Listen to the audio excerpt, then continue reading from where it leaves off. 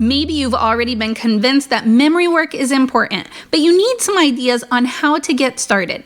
Amy from Humility and Doxology has some words of wisdom to share with you. So first I'm going to talk about choosing memory work and then give some practical tips for including it in your homeschool day.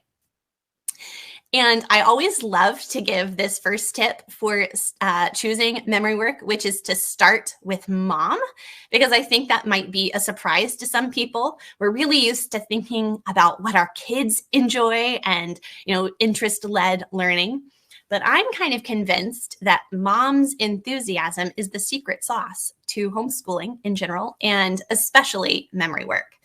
And so I encourage moms to find something that you are excited to memorize rather than trying to find a list of like the perfect memory work for your homeschool. If there is a poem that you already love or you just really enjoy, a favorite scripture passage, really whatever brings you joy, bring that to the memory work rotation. And your enthusiasm will be contagious. So that is my first tip, is to start with what you love and share that joy with your kids. The second tip is to find ways to integrate your memory work with your other subjects.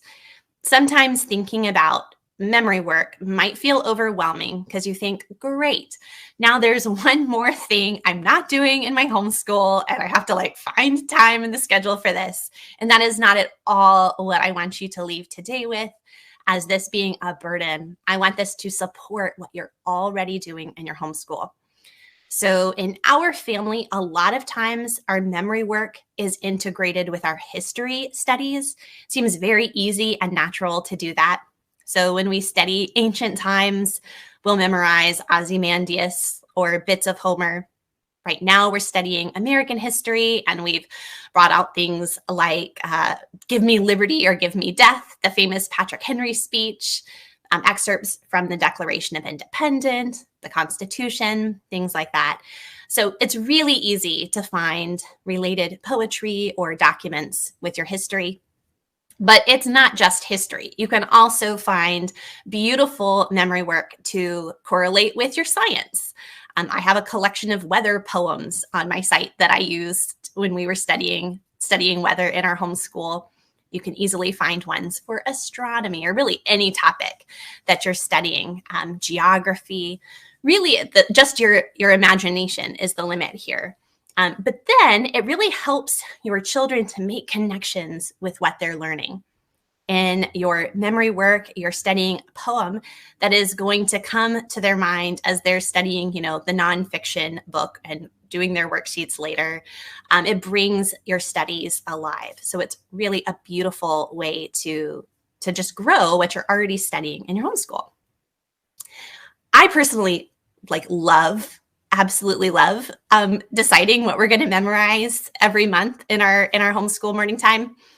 But I know some moms just are like, just please tell me. I don't want to think about this. Just please tell me what we need to memorize this month. And so it is good to remember that you do not have to reinvent the wheel. There are so many resources that have already curated memory work for you. To find this list that Amy was talking about and to see the rest of the workshop, we need you to go join the premium membership at Made to Homeschool. Here you'll have access to all of our workshops done in the past in our resource library, as well as live weekly workshops where you can ask questions afterwards. Go check out this video next, right after you subscribe, so that you never miss when we have another clip to share with you.